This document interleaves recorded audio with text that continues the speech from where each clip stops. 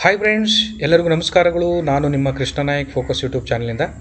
ಸ್ನೇಹಿತರೆ, ಇವತ್ತಿನ ಈ ಒಂದು ವಿಡಿಯೋನಲ್ಲಿ ಕಂಪಲ್ಸರಿ ಇಂಗ್ಲೀಷ್ನಲ್ಲಿ ಬರುವಂತಹ ಏನು ರೀರೈಟ್ ಆ್ಯಸ್ ಡಿರೆಕ್ಟೆಡ್, ಇದು ತುಂಬ ಇಂಪಾರ್ಟೆಂಟು. ಈ ಕಡ್ಡಾಯ ಇಂಗ್ಲೀಷ್ ಪತ್ರಿಕೆಯಲ್ಲಿ ನಿಮಗೆ ಪ್ರಶ್ನೆಯನ್ನು ಕೇಳುವಂಥ ಸಂದರ್ಭದಲ್ಲಿ ರೀರೈಟ್ ಬರೆಯೋದ್ರ ಬಗ್ಗೆ ಪ್ರಶ್ನೆಗಳಿರ್ತವೆ. ಇದು ತುಂಬ ಇಂಪಾರ್ಟೆಂಟ್ ಟಾಪಿಕ್ ಕೂಡ. ಆದ್ದರಿಂದ ನಾನು ಈ ವಿಡಿಯೋನಲ್ಲಿ ರೀರೈಟ್ ಆ್ಯಸ್ ಡಿರೆಕ್ಟೆಡ್ ಟಾಪಿಕ್ನ ಕುರಿತು ಇದರಲ್ಲಿ ಉದಾಹರಣೆ ಸಮೇತ ನಿಮ್ಮೊಂದಿಗೆ ಚರ್ಚೆ ಮಾಡಲಿದ್ದೇನೆ. ಮುಖ್ಯವಾಗಿ ರೀರೈಟ್ ಆ್ಯಸ್ ಡಿರೆಕ್ಟೆಡ್ ಅಂದರೆ ಏನು ಹೇಳಲಾಗಿರುತ್ತೋ, ಮುಂದೆ ಏನು ನಿರ್ದೇಶನವನ್ನು ಕೊಡಲಾಗಿರುತ್ತೋ ಅದರ ಪ್ರಕಾರವಾಗಿ ನೀವು ಬರಿಬೇಕು. ಮುಂದೆ ನಾವು ಏನು ಹೇಳ್ತೀವಿ ಅದರ ಪ್ರಕಾರವಾಗಿ ಬರೀರಿ ಅನ್ನೋದಕ್ಕೆ ನಾವು ರೀರೈಟ್ ಆ್ಯಸ್ ಡಿರೆಕ್ಟೆಡ್ ಅನ್ನೋ ಕಲ್ಪನೆಯನ್ನು, ಕಾನ್ಸೆಪ್ಟನ್ನು ನಾವು ಇಲ್ಲಿ ಹೇಳುವಂಥದ್ದು ಬರುತ್ತೆ. ಇಲ್ಲಿ ರೀರೈಟ್ ದ ಗಿವನ್ ಸೆಂಟೆನ್ಸಸ್, ಇಲ್ಲಿ ನಾನು ಕೆಲವು ಉದಾಹರಣೆ ಸಮೇತ ಕೆಲವು ಸೆಂಟೆನ್ಸ್ಗಳನ್ನು ಇಲ್ಲಿ ನಾನು ಹೇಳಿದ್ದೇನೆ. ಅದರ ಮುಂದೆ ಏನು ಮಾಡಿದ್ದೀನಿ ಅಂತಂದರೆ, ರೀರೈಟ್ ಈಗ ಏನು ಬರಿಬೇಕು ಅಥವಾ ಏನು ಉಪಯೋಗಿಸ್ಬೇಕು ಈ ವಾಕ್ಯದಲ್ಲಿ ಅನ್ನೋದನ್ನು ಕೂಡ ನಾನು ಬ್ರ್ಯಾಕೆಟ್ನಲ್ಲಿ ಅದನ್ನು ತಿಳಿಸಿದ್ದೇನೆ. ಉದಾಹರಣೆಗೆ, I could not finish the project on time. I could not finish the project on time. ನಾನು ಪ್ರಾಜೆಕ್ಟನ್ನು ಸರಿಯಾದ ಸಮಯದಲ್ಲಿ ಫಿನಿಷ್ ಮಾಡುವುದಕ್ಕೆ ಸಾಧ್ಯವಾಗಲಿಲ್ಲ. I could not finish the project on time. ಪ್ರಾಜೆಕ್ಟನ್ನು ನಾನು ಸರಿಯಾದ ಸಮಯದಲ್ಲಿ ಅದು ಮುಗಿಸೋದಕ್ಕೆ ಆಗಲಿಲ್ಲ. ಅದು ಬ್ರಾಕೆಟ್ನಲ್ಲಿ ಏನಿದೆ, ರೀರೈಟ್ ಯೂಸಿಂಗ್ ಏಬಲ್ ಟು, ಅಂದರೆ ಏಬಲ್ ಟು ಅನ್ನು ಬಳಸಿ ಈ ಒಂದು ವಾಕ್ಯವನ್ನು ರೀರೈಟ್ ಮಾಡಬೇಕು. ಏಬಲ್ ಟು ಅನ್ನೋ ಪದವನ್ನು ಬಳಸಿ, ನನ್ನಿಂದ ಸಾಧ್ಯ ಏಬಲ್ ಟು ಅನ್ನೋ ಪದವನ್ನು ಬಳಸಿ ನಾವು ಇಲ್ಲಿ ವಾಕ್ಯವನ್ನು ಮಾಡಬೇಕಾಗತ್ತೆ. ಇದರಲ್ಲಿ ನೋಡೋದಾದರೆ ನಾನು ವಾಕ್ಯ ಈ I could not finish the project on time ಅನ್ನೋ ಪದವನ್ನು, ಆ ಸೆಂಟೆನ್ಸನ್ನು ಏಬಲ್ ಟು ಪದವನ್ನು ಬಳಸಿ ಯಾವ ರೀತಿ ಮಾಡಿದ್ದೀನಿ ಅನ್ನೋದನ್ನು ಇಲ್ಲಿ ಹೇಳಿದ್ದೀನಿ. ಉದಾಹರಣೆಗೆ, it was not able for me to finish the project on time. It was not able for me to finish the project on time. ನನಗೆ ಸರಿಯಾದ ಸಮಯಕ್ಕೆ ಪ್ರಾಜೆಕ್ಟನ್ನು ಮುಗಿಸುವುದಕ್ಕೆ ಸಾಧ್ಯವಾಗಲಿಲ್ಲ. ಏಬಲ್, ಐ ಕುಡ್ ನೋಡಿ, ಐ ಕುಡ್ ಅಂತ ಬಳಸಿದ್ರೂ ಅದೇ ಅರ್ಥವನ್ನು ಕೊಡುತ್ತೆ. ಏಬಲ್ ಟು ಅನ್ನೋ ಪದವನ್ನು ಹೇಳಿದ್ರು ಅದು ಸಾಧ್ಯತೆ ಬಗ್ಗೆ, ನಮ್ಮ ಶಕ್ತಿ ಸಾಮರ್ಥ್ಯವನ್ನು ತಿಳಿಸುವಂಥ ಪದ ಇದು. ಯಾವುದು?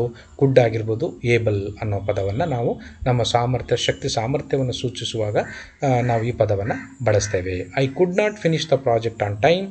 ಅದನ್ನು ರೀರೈಟ್ ಬಳಸೋದೇನು? ರೀರೈಟ್ ಯೂಸಿಂಗ್ ಏಬಲ್ ಟು ಎಂಬ ಪದವನ್ನು ಬಳಸಿ ಈ ವಾಕ್ಯವನ್ನು ರೀರೈಟ್ ಮಾಡಿ ಅಂತ ಇದೆ. ಅದಕ್ಕೆ it was not able for me to finish the project on time ಅಂತ ಈ ವಾಕ್ಯವನ್ನು ಮಾಡಿದ್ದೇನೆ. ನಂತರದಲ್ಲಿ ಇನ್ನೊಂದು ಉದಾಹರಣೆ, I must submit the project tomorrow. ನಾನು ನಾಳೆ ಈ ಪ್ರಾಜೆಕ್ಟನ್ನು ಸಬ್ಮಿಟ್ ಮಾಡಲೇಬೇಕು. Rewrite using necessary. ಈ ನೆಸೆಸರಿ, ಅವಶ್ಯಕತೆ ಇದೆ ಅನ್ನೋ ಪದವನ್ನು ಬಳಸಿ ನಾವು ಈ ವಾಕ್ಯವನ್ನು ಮಾಡಬೇಕಾಗತ್ತೆ.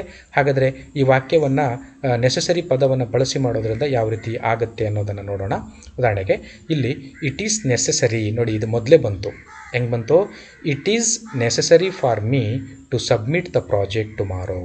ಅಂದರೆ ನಾನು ನಾಳೆ ಪ್ರಾಜೆಕ್ಟನ್ನು ಸಬ್ಮಿಟ್ ಮಾಡೋದು ಅವಶ್ಯಕವಾಗಿದೆ ಅನ್ನೋ ಬಂದಾಗ ಇಟ್ ಮತ್ತು ಈಸ್ ಬಳಸಿ ನೆಸೆಸರಿಯನ್ನು ಬಳಸಿದ್ದೀವಿ. ನೋಡಿ, ಈ ಥರ ಪದಗಳನ್ನು ನಾವು ಕಲ್ತ್ಕೋಬೇಕಾಗಿದೆ. It is necessary for me to submit the project tomorrow. ನಾನು ನಾಳೆ ಪ್ರಾಜೆಕ್ಟನ್ನು ಸಬ್ಮಿಟ್ ಮಾಡೋದು ಭಾಳ ಅವಶ್ಯಕವಾಗಿದೆ. ನಂತರದ ಉದಾಹರಣೆಯನ್ನು ನೋಡೋದಾದರೆ, if you feel that it is necessary for you to make changes in the document, feel free to do so. ನೀವೇನಾದ್ರು changes ಮಾಡ್ಕೋಬೇಕು ಅಂತಂದರೆ, ಅವಶ್ಯಕತೆ ಇದ್ದರೆ ನಿಮ್ಮ ಡಾಕ್ಯುಮೆಂಟಲ್ಲಿ ಚೇಂಜ್ ಮಾಡ್ಕೋಬೋದು. ಅದಕ್ಕೆ ರೀರೈಟ್ ಯೂಸಿಂಗ್ ನೀಡ್ ಅನ್ನೋ ಪದವನ್ನು ಬಳಸಿ ಈ ವಾಕ್ಯವನ್ನು ನಾವು ಮಾಡಬೇಕಾಗತ್ತೆ. ಹೇಗೆ ಮಾಡ್ಬೋದು ಅಂತ ನೋಡೋದಾದರೆ, if you need to make changes in the document, if you ನೋಡಿ, ನೀಡ್ ಅನ್ನೋ ಪದವನ್ನು ಬಳಸ್ತೀವಿ. ಇಲ್ಲಿ ಹೇಳಿರೋದೇನು? ರೀರೈಟ್ ಯೂಸಿಂಗ್ ನೀಡ್ ಎಂಬ ಪದವನ್ನು ಬಳಸಿ ಈ ವಾಕ್ಯವನ್ನು ರೀರೈಟ್ ಮಾಡಿ ಪುನಃ ಬರೆಯಿರಿ ಅಂತ ಇದೆ. ನಾವೇನು ಮಾಡ್ತಾ ಇದ್ದೀವಿ ಈಗ? If you need to make changes in the document, feel free to do so.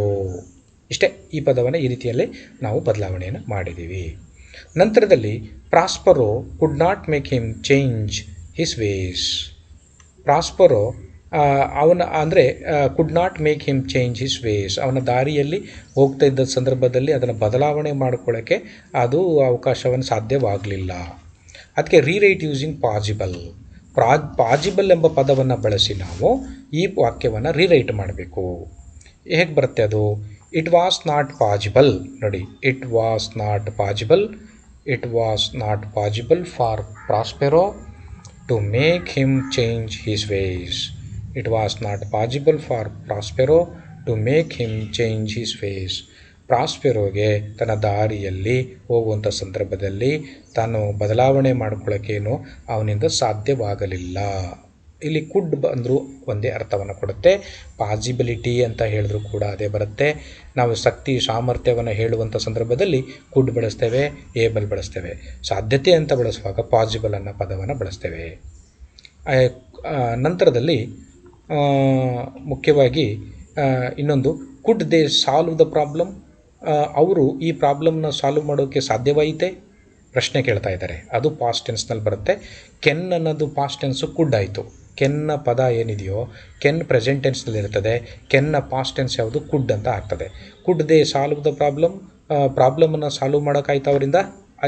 ಈ ವಾಕ್ಯವನ್ನು ರೀರೈಟ್ ಮಾಡಬೇಕು. ಏನನ್ನು ಉಪಯೋಗಿಸ್ಕೊಂಡು ಮಾಡ್ಕೋಬೇಕು? ರೀರೈಟ್ ಯೂಸಿಂಗ್ ಪಾಸಿಬಲ್, ಪಾಸಿಬಲ್ ಅನ್ನೋ ಪದವನ್ನು ಉಪಯೋಗಿಸಿ ಈ ವಾಕ್ಯವನ್ನು ಪುನಃ ರಚಿಸಬೇಕು, ರೀರೈಟ್ ಮಾಡಬೇಕು. ಅದು ಯಾವ ರೀತಿ ಆಗುತ್ತೆ ಅನ್ನೋದು ನೋಡೋದಾದರೆ, was it possible for you to solve the problem? Was it possible, was it possible for you to solve the problem? ನೋಡಿ, ಯಾವಾಗಲೂ ಕೂಡ ನೋಡಿ, ಈ ಪ್ರಶ್ನೆಯನ್ನು ಮಾಡುವಂಥ ಸಂದರ್ಭದಲ್ಲಿ ನಾವು ಇನ್ನೊಂದು ವಾಕ್ಯವನ್ನು ಮಾಡುವಾಗಲೂ ಕೂಡ ಪ್ರಶ್ನೆಯಾಗಿಯೇ ಬರಬೇಕು. ಅಂದರೆ ಪ್ರಶ್ನೆಯಿಂದ ಕೇಳುವಂತಹ ಏನು ಸೆಂಟೆನ್ಸ್ ಇರುತ್ತೋ ಅದನ್ನು ನಾವು ಉತ್ತರವನ್ನು ಬರುವಾಗ ರಿರೈಟ್ ಅಂದರೆ ಯೂಸಿಂಗ್ ಯಾವುದೇ ಪದಗಳನ್ನು ಯೂಸ್ ಮಾಡ್ಕೊಂಡು ಮಾಡುವಾಗಲೂ ಕೂಡ ಅದು ಯಾವ ಕಾಲದಲ್ಲಿದೆ ಮತ್ತು ಅದು ಪ್ರಶ್ನಾರ್ಥಕ ವಾಕ್ಯನ ಇಲ್ವಾ ಅನ್ನೋದನ್ನು ನೋಡಿಕೊಂಡು ನಾವು ಮಾಡಬೇಕಾಗತ್ತೆ. ಉದಾಹರಣೆಗೆ ಇಲ್ಲಿ could they solve the problem, question mark ಇದೆ, ಇದು ಪ್ರಶ್ನಾರ್ಥಕವಾದಂಥ ವಾಕ್ಯ. ಇದು ವಾಕ್ಯ ಯಾವ ಕಾಲದಲ್ಲಿದೆ ಅನ್ನೋದನ್ನು ನೋಡಬೇಕು. ಉದಾಹರಣೆಗೆ ಕುಡ್ ಅನ್ನೋದು ಪಾಸ್ಟ್ ಟೆನ್ಸು. ಈ ವಾಕ್ಯ ಯಾವ ಟೆನ್ಸ್ನಲ್ಲಿದೆ? ಪಾಸ್ಟ್ ಟೆನ್ಸ್ನಲ್ಲಿದೆ. ಅಂದರೆ ಕೆನ್ನ ಪಾಸ್ಟ್ ಟೆನ್ಸು ಕುಡ್ಡು. ಆದ್ದರಿಂದ ಇಲ್ಲಿ ಕೆನ್ ಅಥವಾ ಕುಡ್ ಏನನ್ನು ಸೂಚಿಸ್ತದೆ? ಸಾಧ್ಯತೆ, ಸಾಮರ್ಥ್ಯವನ್ನು ಸೂಚಿಸೋದ್ರಿಂದ ಅಲ್ಲೇನಾಗಿದೆ, ಈ ಸಮಸ್ಯೆಯನ್ನು ಅವರು ಅವರಿಂದ ಸಾಲ್ವ್ ಮಾಡೋದಕ್ಕೆ, ಪರಿಹಾರ ಮಾಡುವುದಕ್ಕೆ ಸಾಧ್ಯವಾಯಿತೆ. ಇದನ್ನು ಏನು ಮಾಡಬೇಕು ಈಗ ವಾಕ್ಯವನ್ನು ರೀರೈಟ್ ಮಾಡಬೇಕು ಅಂದರೆ ಪಾಸಿಬಲ್ ಎಂಬ ಪದವನ್ನು ಬಳಸಿ ಮಾಡಬೇಕು. ಈಗ ಹೇಗೆ ಬರುತ್ತೆ ಅಂದರೆ, was it possible for you to solve the problem? ಈ ಸಮಸ್ಯೆಯನ್ನು ಬಗೆಹರಿಸೋದಕ್ಕೆ ನಿಮ್ಮಿಂದ ಸಾಧ್ಯವಾಗಿತ್ತೆ ಅಂತ ಪದವನ್ನು ಇಲ್ಲಿ ಬಳಸ್ತೇವೆ. ವಾಸ್ ಅನ್ನೋದು past tense. Was it possible, ನೋಡಿ, was it, is it, aren't, ನೋಡಿ, ಈ ರೀತಿಯೆಲ್ಲ ಬಳಸ್ಕೊಂಡು ಮಾಡುವಂಥ ಕ್ವಶನ್ ಮಾರ್ಕ್ ಅಂದರೆ ಪ್ರಶ್ನಾರ್ಥಕ ವಾಕ್ಯಗಳನ್ನು ಮಾಡುವಂಥ ಸಂದರ್ಭದಲ್ಲಿ ಇದರ ಬರುತ್ತೆ ಅಂತ. ಆಮೇಲೆ ಮುಖ್ಯವಾಗಿ ಇನ್ನೊಂದು ವಾಕ್ಯವನ್ನು ನೋಡೋಣ. You should be able to guide us. ನಮಗೆ ಗೈಡ್ ಮಾಡುವುದಕ್ಕೆ, ನಮಗೆ ಮಾರ್ಗದರ್ಶನವನ್ನು ಕೊಡುವುದಕ್ಕೆ ನಿಮ್ಮಿಂದ ಸಾಧ್ಯ. ನಮಗೆ ಮಾರ್ಗದರ್ಶನವನ್ನು ಕೊಡುವುದಕ್ಕೆ ನಿಮ್ಮಿಂದ ಸಾಧ್ಯ ಇದೆ. You should be able to guide us. ನಮಗೆ ಮಾರ್ಗದರ್ಶನ ಕೊಡುವುದು ನಿಮ್ಮಿಂದ ಸಾಧ್ಯವಾಗಬೇಕು. ಈ ವಾಕ್ಯವನ್ನು ಆಟ್ ಟು ಪದವನ್ನು ಬಳಸಿ ರೀರೈಟ್ ಮಾಡಬೇಕು. ರೀರೈಟ್ ಯೂಸಿಂಗ್ ಆಟ್ ಟು ಅಂದರೂ ಕೂಡ ಮಾಡಬೇಕು, ಶುಡ್ ಅಂತಂದರೂ ಕೂಡ ಆಗಬೇಕು. ಆಬ್ಲಿಗೇಷನನ್ನು ಹೇಳುವಾಗ ಶುಡ್ ಅನ್ನೋ ಪದವನ್ನು ಕೂಡ ಬೇಕು. ಆಟ್ ಟು ಅಂತ ಇಂಗ್ಲೀಷ್ನಲ್ಲಿ ಬರ್ತಲ್ಲ, ಅದು ಕೂಡ ಬೇಕು, ಮಾಡಬೇಕು, ಆಗಬೇಕು. ಮಸ್ಟ್ ಅಂದರೂ ಕೂಡ, ಮಸ್ಟ್ ಅಂದರೆ ಲೇಬೇಕು ಅಂತ ಕನ್ನಡದಲ್ಲಿ, ಮಾಡಲೇಬೇಕು, ತಿನ್ನಲೇಬೇಕು, ಹೋಗಲೇಬೇಕು ಅಂತ ಬಂದಾಗ ಮಸ್ಟ್ ಅನ್ನೋ ಪದವನ್ನು ಬಳಸ್ತೇವೆ. ಶುಡ್ ಅಂದರೆ ಮಾಡಬೇಕು, ಆಬ್ಲಿಗೇಷನ್. ಆಟ್ ಟು ಅಂದರೂ ಕೂಡ ಮಾಡಬೇಕು. ವಾಕ್ಯ ಹೇಗೆ ಮಾಡ್ಬೋದು ನೋಡಿ. ಉದಾಹರಣೆಗೆ ಇಲ್ಲಿ you ought to guide us, ನೀವು ನಮಗೆ ಗೈಡ್ ಮಾಡಬೇಕು, ಅಷ್ಟೇ ಉತ್ತರ. You should be able to guide us, ನಮಗೆ ಮಾರ್ಗದರ್ಶನ ಕೊಡುವುದಕ್ಕೆ ನಿಮ್ಮಿಂದ ಸಾಧ್ಯವಾಗಬೇಕು ಅಂತ ಇದೆ. ಅದು ಫಸ್ಟ್ ಸೆಂಟೆನ್ಸು. ರಿರೈಟ್ ಮಾಡಿದಾಗ ಹೇಗಾಗುತ್ತೆ, ಆಟ್ ಟು ಬಳಸಿ ಮಾಡುವಾಗ ಸಿಂಪಲ್ಲಾಗಿ ಶುಡ್ ಜಾಗದಲ್ಲಿ ಆಟ್ ಟು ಮಾಡಿದ್ರೆ ಮುಗೀತು. ಶುಡ್ ಜಾಗದಲ್ಲಿ ಆಟ್ ಟು ಮಾಡಿ ಗೈಡಸ್ ಅನ್ನೋದಿದೆಯಲ್ಲ ಮುಂದೆ ಪದ, ಅದನ್ನು ಬಳಸಿದರೆ ಮಿಕ್ಕಿದೆಲ್ಲ ಹೋಗ್ಬಿಡುತ್ತೆ. ಯು ಆಟ್ ಟು ಗೈಡಸ್, ನೀವು ನಮಗೆ ಮಾರ್ಗದರ್ಶನ ಮಾಡಬೇಕು. ಆಯ್ತಲ್ಲ. ಆಮೇಲೆ ಇನ್ನೊಂದು example, he would spend hours in the water. ಅವನು ನೀರಿನಲ್ಲಿ ಬಹಳ ಸಮಯದವರೆಗೆ ಕಳೀತಾನೆ. He would spend hours in the water. ಈ ವಾಕ್ಯವನ್ನು ಹೇಗೆ ರಿರೈಟ್ ಮಾಡಬೇಕು ಅಂತಂದರೆ, ರೀರೈಟ್ ಯೂಸಿಂಗ್ ಯೂಸ್ಡ್ ಟು ಅಂತಂದರೆ, ಈ ಯೂಸ್ಡ್ ಟು ಅಂತಂದರೆ ಮಾಡ್ತಿದ್ದ. ಅಭ್ಯಾಸವನ್ನು ಹೇಳುವಾಗ ಯೂಸ್ಡ್ ಟು ಅಂತ ಬಳಸ್ತೀವಿ. ಅವನು ಯಾವಾಗಲೂ ಆಟ ಆಡ್ತಾ ಇದ್ದ, ನೋಡ್ತಾ ಇದ್ದ, ಮಾಡ್ತಾ ಇದ್ದ, ಈ ಥರ ಬಂದಾಗ ನಾವು ಯೂಸ್ಡ್ ಟು ಅಭ್ಯಾಸವನ್ನು ಹೇಳುವಾಗ ಯೂಸ್ಡ್ ಟು ಅನ್ನೋ ಪದವನ್ನು ಬಳಸ್ತೇವೆ. ಹಾಗಾದರೆ ಹಿ would spend hours in the water, ಅವನು ನೀರಿನಲ್ಲಿ ಗಂಟಾನುಗಟ್ಟಲೆ ಅವನು ಸ್ಪೆಂಡನ್ನು ಮಾಡ್ತಿದ್ದ ಅನ್ನೋಕ್ಕೆ ರಿರೈಟ್ ಮಾಡೋದು ಹೇಗೆ ವಾಕ್ಯವನ್ನು ನೋಡಿದಾಗ, ಅಲ್ಲಿ ಹಿ ವುಡ್ ಅನ್ನೋದು ತೆಗೆದುಬಿಟ್ಟು ಹಿ ಯೂಸ್ಡ್ ಟು ಅಂತ ಮಾಡಬೇಕು ಸುಲಭವಾಗಿ. He used to spend hours in the water, ಇಷ್ಟೇ ಸಿಂಪಲ್. ವುಡ್ಡನ್ನು ತೆಗೆದುಬಿಟ್ಟು ಯೂಸ್ಡ್ ಟು ಮಾಡಿದ್ರೆ ಮಿಕ್ಕಿದೆಲ್ಲ ಸೆಂಟೆನ್ಸ್ನಲ್ಲಿರೋ ಶಬ್ದಗಳೆಲ್ಲವೂ ಕೂಡ ಅದೇ ಥರ ಬಂದಿರ್ತದೆ. He used to spend hours in the water ಅಂದರೆ ಅವನು ನೀರಿನಲ್ಲಿ ಯಾವಾಗಲೂ ಕೂಡ ಭಾಳ ಟೈಮ್ ಒಳಗೆ ಕಾಲ ಕಳೀತಿದ್ದ. ಅಭ್ಯಾಸವನ್ನು ಹೇಳುವಾಗ ಯೂಸ್ಡ್ ಟು ಪದವನ್ನು ಬಳಸ್ತೇವೆ. ಇನ್ನೊಂದು ಉದಾಹರಣೆ, the project should get good publicity. Project ಬಹಳ ಜನರಿಗೆ ಪಬ್ಲಿಸಿಟಿ ಆಗಬೇಕು, ಎಲ್ಲರಿಗೂ ಗೊತ್ತಾಗಬೇಕು. ಅದು ಈ ಪ್ರಾಜೆಕ್ಟು ಎಲ್ಲರಿಗೂ ಗೊತ್ತಾಗಬೇಕು ಅನ್ನೋ ಈ ವಾಕ್ಯವನ್ನು ಹೇಳಿದ್ದಾರೆ. ಅದಕ್ಕೆ rewrite using another suitable auxiliary in place of the underlined one ಅಂತ ಹೇಳಿದ್ದಾನೆ. ಅದನ್ನು ಬಳಸಿ ಯಾವ ರೀತಿ ಮಾಡಬೇಕು ಅನ್ನೋದನ್ನು ನೋಡಿದಾಗ, the project ought to get good publicity ಅಂದರೆ ಈ ಪ್ರಾಜೆಕ್ಟು ಎಲ್ಲರಿಗೂ ಆಗಬೇಕು. ಆಟ್ ಟು ಅನ್ನೋ ಪದ ಮೊದಲೇ ಹೇಳಿದೆ, ಈ ಪದವನ್ನು ಬಳಸ್ತೇವೆ. ಇನ್ನೊಂದು ವಾಕ್ಯ, I am able to tell you that it has really made a difference. ನಾನು ಇದರಲ್ಲಿ ಡಿಫರೆನ್ಸ್ ಏನಾಗಿದೆ, ವ್ಯತ್ಯಾಸ ಏನಾಗಿದೆ ಅನ್ನೋದನ್ನು ನಿಮಗೆ ಹೇಳುವುದಕ್ಕೆ ನನ್ನಿಂದ ಸಾಧ್ಯವಾಯಿತು. ಐ ಆಮ್ ಏಬಲ್, ನನಗೆ ಆ ಸಾಮರ್ಥ್ಯ ಇತ್ತು, ಹೇಳಿದೆ. ಸೆಂಟೆನ್ಸನ್ನು ರಿರೈಟ್ ಮಾಡೋದು ಹೇಗೆ? ರಿರೈಟ್ ಯೂಸಿಂಗ್ ಕೆನ್ ಅನ್ನೋ ಪದವನ್ನು ಬಳಸಿ ರಿರೈಟ್ ಮಾಡಬೇಕು. ರಿರೈಟ್ ಯೂಸಿಂಗ್ ಕೆನ್ ಅನ್ನೋ ಪದವನ್ನು ಬಳಸಿ ರಿರೈಟ್ ಮಾಡಬೇಕಾಗತ್ತೆ. ಹಾಗಾದರೆ ಈ ವಾಕ್ಯ ಹೇಗೆ ಬದಲಾವಣೆ ಆಗುತ್ತೆ ಅನ್ನೋದನ್ನು ಹೇಳ್ತೇನೆ. I can tell you that it has really made a difference. ಇದರಲ್ಲಿ ಏನು ಡಿಫರೆನ್ಸ್ ಆಯಿತು, ನಿಜವಾಗಿ ಏನು ಡಿಫರೆನ್ಸ್ ಆಯಿತು ಅನ್ನೋದನ್ನು ನಾನು ನಿಮಗೆ ಹೇಳಬಲ್ಲೆ.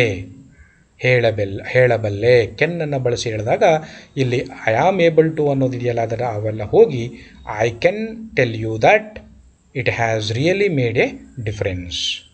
ಮತ್ತು ಇನ್ನೊಂದು ವಾಕ್ಯ ಉದಾಹರಣೆಗೆ, I have never seen such a mess. ನಾನು ಅಂಥ ಒಂದು ಇದನ್ನು ಎಲ್ಲೂ ಕೂಡ ನೋಡಿರಲಿಲ್ಲ. I have never seen such a mess. ಇದನ್ನು ರಿರೈಟ್ ಮಾಡೋದು ಹೇಗೆ? ಬಿಗಿನ್ ವಿತ್ ನೆವರ್ ಅನ್ನೋ ಪದವನ್ನು ಬಳಸಿ ಈ ವಾಕ್ಯವನ್ನು ಮಾಡಬೇಕಾಗತ್ತೆ. ಹೇಗೆ ಬಳಸೋದು? ನೆವರ್ ಫಸ್ಟನ್ನೇ ಬಳಸಬೇಕು. ಆ ವಾಕ್ಯದ ಮೊದಲಲ್ಲೇ ಬರಬೇಕು ಅದು ನೆವರ್. ಇಲ್ಲಿ ನೋಡಿ, never have I seen such a mess.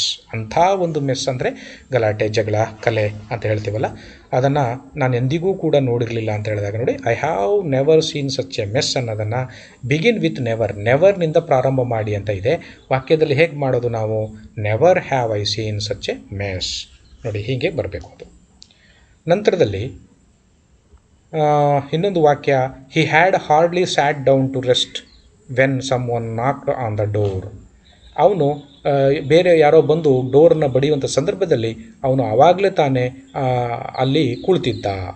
ಈ ವಾಕ್ಯವನ್ನು ಬಳಸುವಂಥ ಸಂದರ್ಭದಲ್ಲಿ ಇಲ್ಲಿ ಬಿಗಿನ್ ವಿತ್ ಹಾರ್ಡ್ಲಿ ಪದವನ್ನು ಬಳಸಿ, ಬಿಗಿನ್ ವಿತ್ ಹಾರ್ಡ್ಲಿ ಅಂದರೆ ವಾಕ್ಯದ ಮೊದಲೇ ಹಾರ್ಡ್ಲಿ ಅನ್ನೋ ಪದವನ್ನು ಬಳಸಿ ವಾಕ್ಯವನ್ನು ಚೇಂಜ್ ಮಾಡಬೇಕು. ಹೇಗೆ ಬರುತ್ತೆ ನೋಡಿ ಇಲ್ಲಿ, hardly had I sat down to rest when some one knocked on the door. ನಾನು ಕುಳಿತುಕೊಳ್ಳುವಷ್ಟರಲ್ಲೇ ಯಾರೋ ಡೋರ್ನ ಬಂದು ಹೊಡೆದ್ರು ಅಂತ. ಆಮೇಲೆ ಇನ್ನೊಂದು ವಾಕ್ಯ ಏನಿದೆ, ಉದಾಹರಣೆ, it is not compulsory that you should attempt all questions. ಎಲ್ಲ ಪ್ರಶ್ನೆಗಳಿಗೆ ಅಟೆಂಡ್ ಮಾಡುವುದು ಕಡ್ಡಾಯವಲ್ಲ. It is not compulsory that you should attempt all questions. Rewrite using need not. ಇಲ್ಲಿ ನೀಡ್ ನಾಟ್ ಪದವನ್ನು ಉಪಯೋಗಿಸಿ ಈ ವಾಕ್ಯವನ್ನು ರೀರೈಟ್ ಮಾಡಬೇಕು. ಹೇಗೆ ಬರುತ್ತೆ ಅದು ನೋಡಿ ಇಲ್ಲಿ, you need not attempt all questions. ತುಂಬ ಸುಲಭ. You need not attempt all questions. ಎಲ್ಲ ಪ್ರಶ್ನೆಗಳಿಗೆ ಉತ್ತರಿಸುವುದು ಅವಶ್ಯಕವಾಗಿರುವುದಿಲ್ಲ. ಅಲ್ಲಿ ಕಂಪಲ್ಸರಿ ಅಲ್ಲ ಅಂತ ಅರ್ಥ ಕೊಡುತ್ತೆ, ಇಲ್ಲಿ ಅವಶ್ಯಕತೆ ಇಲ್ಲ ಅನ್ನೋ ಅರ್ಥವನ್ನು ಕೊಡುತ್ತೆ. ಆಮೇಲೆ ಇನ್ನೊಂದು ವಾಕ್ಯವನ್ನು ನೋಡೋಣ. You are oblige to obey your parents. ನಿಮ್ಮ ತಂದೆ ತಾಯಿಗಳಿಗೆ ನೀವು ಯಾವಾಗಲೂ ಕೂಡ ಒಬ್ಲೈಜ್ ಮಾಡಬೇಕು, ಅಂದರೆ ನೀವು ಅವರಿಗೆ ಗೌರವ ಕೊಡಬೇಕು. ಈ ವಾಕ್ಯವನ್ನು ರಿರೈಟ್ ಯೂಸಿಂಗ್ ಆಟ್ ಟು ಎಂಬ ಪದವನ್ನು ಬಳಸಿ ನೀವು ಈ ವಾಕ್ಯವನ್ನು ರಿರೈಟ್ ಮಾಡಬೇಕು. ಆಟ್ ಟು ಅಂದರೆ ಮೊದಲೇ ಹೇಳಿದೆ ನಾನು, ಬೇಕು, ಮಾಡಬೇಕು, ಹೇಳಬೇಕು, ತಿನ್ನಬೇಕು. ಈಗ ಹೇಳಬೇಕು ಅನ್ನೋ ಪದವನ್ನು ಹೇಳುವಾಗ ಇಂಗ್ಲೀಷ್ನಲ್ಲಿ ಆಟ್ ಟು ಪದವನ್ನು ಬಳಸ್ತೇವೆ. ಹೇಗೆ ಸೆಂಟೆನ್ಸಲ್ಲಿ ಬಳಸ್ತೀವಿ ನೋಡಿ. You ought to obey your parents. Simple. ನೀವು ನಿಮ್ಮ ತಂದೆ ತಾಯಿಯರಿಗೆ ಗೌರವವನ್ನು ಕೊಡಬೇಕು. You ought to obey your parents. ಇನ್ನೊಂದು ಉದಾಹರಣೆ, it is necessary for him to attend the meeting. ಮೀಟಿಂಗ್ಗೆ ಅಟೆಂಡ್ ಆಗೋದು ಅವನಿಗೆ ಬಹಳ ಅವಶ್ಯಕತೆ ಇದೆ. ಅದಕ್ಕೆ ರಿರೈಟ್ ಯೂಸಿಂಗ್ ಮಸ್ಟ್ ಎಂಬ ಪದವನ್ನು ಬಳಸಿ ಈ ವಾಕ್ಯವನ್ನು ರಿರೈಟ್ ಮಾಡಬೇಕಾಗತ್ತೆ. ಹೇಗೆ ಬರುತ್ತೆ ಅದು ನೋಡೋಣ. ಇಲ್ಲಿ ನೋಡಿ, ಸುಲಭ. He must attend the meeting. He must attend the meeting. ಅವನು ಮೀಟಿಂಗ್ಗೆ ಅಟೆಂಡ್ ಆಗಲೇಬೇಕು. ಲೇಬೇಕು ಅಂದಾಗ ಮಸ್ಟ್ ಪದವನ್ನು ಬಳಸ್ತೇವೆ. He must attend the meeting. ಅವನು ಮೀಟಿಂಗ್ಗೆ ಹೋಗಲೇಬೇಕು, ಅಟೆಂಡ್ ಆಗಲೇಬೇಕು. ಇನ್ನೊಂದು ವಾಕ್ಯ, we are interested in your offer and we would be glad to have prices as soon as possible. ನಾವು ನಿಮ್ಮ ಆಫರ್ಗೆ ನನಗೆ ಇಂಟ್ರೆಸ್ಟ್ ಇದೆ, ನೀವೇನು ಆಫರ್ ಕೊಡ್ತಾ ಇದ್ರು ಇಂಟ್ರೆಸ್ಟ್ ಇದೆ, ನಾವು ಅದನ್ನು ಕೊಂಡ್ಕೊಳ್ಬೇಕು ಅಂತ ಇದೆ ಈ ವಾಕ್ಯದಲ್ಲಿ ಹೇಳಿದ್ದಾರೆ. ಇದನ್ನು ಏನು ಮಾಡಬೇಕು ಅಂತ ಇದ್ದರೆ ರಿರೈಟ್ನಲ್ಲಿ ಇನ್ಸರ್ಟ್ ಇಂಡೀಡ್ ಪದವನ್ನು ಬಳಸಿ ಈ ವಾಕ್ಯವನ್ನು ನಾವು ಮಾಡಬೇಕಾಗತ್ತೆ. ಹೇಗೆ ಮಾಡೋದು? ಉದಾಹರಣೆಗೆ ಇಲ್ಲಿ ನೋಡಿ, ವಿ ಆರ್ ಇಂಟ್ರೆಸ್ಟೆಡ್ ಅಂತ ಇತ್ತಲ ಮೇಲೆ, ಇಲ್ಲೇನಾಗಿದೆ, we are indeed interested in your offer and we would be glad to have prices as soon as possible. ನಂತರದಲ್ಲಿ ಇನ್ನೊಂದು ಉದಾಹರಣೆ, Gandhi is one of the greatest men of the world. ಗಾಂಧೀಜಿಯವರು ಜಗತ್ತಿನ ಹೆಸರಾಂತ ಅಂದರೆ ದೊಡ್ಡ ವ್ಯಕ್ತಿಗಳಲ್ಲಿ ಗಾಂಧೀಜಿಯವರು ಕೂಡ ಒಬ್ಬರು. ಜಗತ್ತಿನ ಪ್ರಖ್ಯಾತ ವ್ಯಕ್ತಿಗಳಲ್ಲಿ ಗಾಂಧೀಜಿಯವರು ಕೂಡ ಒಬ್ಬರು. ಅದನ್ನು Gandhiji is one of the greatest men of the world. ಅದನ್ನು ಈ ವಾಕ್ಯವನ್ನು ಮಾಡುವಾಗ ಏನು ಬಳಸಿ ಮಾಡಿ ಅಂದಿದ್ದಾರೆ? ಇನ್ಸರ್ಟ್ ಇಂಡೀಡ್ ಪದವನ್ನು ಬಳಸಿ ವಾಕ್ಯವನ್ನು ರಿರೈಟ್ ಮಾಡಿ ಅಂತ ಇದೆ. ಹೇಗೆ ಬರುತ್ತೆ ನೋಡೋಣ. ಇಲ್ಲಿ ನೋಡಿ, Gandhi is indeed one of the greatest men of the world. Simple, ಎಲ್ಲ ಪದಗಳಿದೆ. ಇಲ್ಲಿ ಇಂಡೀಡನ್ನು ಒಂದು ಚೇಂಜ್ ಮಾಡ್ಕೋಬೇಕು ಅಷ್ಟೇ. Gandhi is indeed one of the greatest men of the world. ಇನ್ನೊಂದು ಉದಾಹರಣೆ, as soon as she heard the news she fainted. ಅವಳು ಆ ವಿಷಯವನ್ನು ತಿಳಿದ ತಕ್ಷಣ ಅವಳು ಮೂರ್ಛೆ ಹೋಗಿ ಬಿದ್ದಳು. ಆ್ಯಸ್ ಸೂನ್ ಆ್ಯಸ್ ಅಂದರೆ ತಕ್ಷಣ ಅಂತ ಅರ್ಥವನ್ನು ಕೊಡುತ್ತೆ. ಅವಳು ಆ ನ್ಯೂಸನ್ನು ಕೇಳಿದ ತಕ್ಷಣ, ಸುದ್ದಿಯನ್ನು ಕೇಳಿದ ತಕ್ಷಣ ಅವಳು ಮೂರ್ಛೆಯಾಗಿ ಬಿದ್ದಳು. Rewrite using no sooner than. ಈ ನೋ ಸೂನರ್ ದ್ಯಾನ್ ಪದವನ್ನು ಬಳಸಿ ಈ ವಾಕ್ಯವನ್ನು ರಿರೈಟ್ ಮಾಡಬೇಕು. ಹೇಗೆ ಬರುತ್ತೆ ಅನ್ನೋದು ನೋಡೋಣ. No sooner did she hear the news than she fainted. ಅವಳು ನೋಡೋಷ್ಟರಲ್ಲೇ ಆ ವಿಚಾರವನ್ನು ಕೇಳಿದ ತಕ್ಷಣ ಏನಾಗೋಯ್ತು, ಅವಳು ಮೂರ್ಛೆ ಹೋಗಿ ಬಿದ್ದಳು. ಇನ್ನೊಂದು ಉದಾಹರಣೆ, I had hardly closed my ice when the telephone ರ್ಯಾಂಗ್. Telephone ಅಂದರೆ ಈ ಫೋನ್ ರ್ಯಾಂಗ್ ಆಗೋಷ್ಟರಲ್ಲಿ ಇನ್ನೇನು ನನಗೆ ಕಣ್ಣು ನಿದ್ರೆ ಬರ್ತಾಯಿತ್ತು. ಹಾರ್ಡ್ಲಿ ಅನ್ನೋ ಪದವನ್ನು ಬಳಸೋದೇ ಅದು. ನಾನು ಇನ್ನೇನು ಕಣ್ಣು ಮುಚ್ತಾ ಇದ್ದೆ, ನಿದ್ರೆ ಬರ್ತಾಯಿತ್ತು, ಅಷ್ಟರಲ್ಲಿ ಒಂದು ಟೆಲಿಫೋನ್ ಬಂತು, ಅಂದರೆ ರಿಂಗ್ ಆಯಿತು ಅಂತ. ಅದಕ್ಕೆ ಬಿಗಿನ್ ವಿತ್ ಹಾರ್ಡ್ಲಿ ಪದವನ್ನು ಮೊದಲೇ ಉಪಯೋಗಿಸಿ, ಈ ವಾಕ್ಯದಲ್ಲಿ ಮೊದಲೇ ಹಾರ್ಡ್ಲಿ ಎಂಬ ಪದವನ್ನು ಬಳಸಿ ನಾವು ವಾಕ್ಯವನ್ನು ಮಾಡಬೇಕು ಅನ್ನೋದು ಹೇಳ್ತಾ ಇದ್ದಾನೆ. ಇದರಲ್ಲಿ ಹೇಗಿದೆ ಅಂತ ನೋಡೋಣ. Hardly had I closed my ice when the telephone ರ್ಯಾಂಗ್. ನಾನು ಕಣ್ಣು ಮುಚ್ತಾ ಇದ್ದೆ ಅಷ್ಟರಲ್ಲಿ ಫೋನು ರಿಂಗ್ ಆಯಿತು ಅಂತ. ಆಮೇಲೆ people speak English all over the world. ಇಂಗ್ಲೀಷನ್ನು ಜಗತ್ತಿನಾದ್ಯಂತ ಜನರು ಮಾತನಾಡ್ತಾರೆ. Begin with English. ಈ ವಾಕ್ಯದಲ್ಲಿ ಇಂಗ್ಲೀಷನ್ನೇ ವಾಕ್ಯದ ಮೊದಲ ಇಂಗ್ಲೀಷ್ ಪದವನ್ನು ಬಳಸಿ ಈ ವಾಕ್ಯವನ್ನು ರಿರೈಟ್ ಮಾಡಬೇಕು. ಹೇಗೆ? ಇಲ್ಲಿ ನೋಡಿ, ಇಲ್ಲಿದೆ, ಇಂಗ್ಲೀಷ್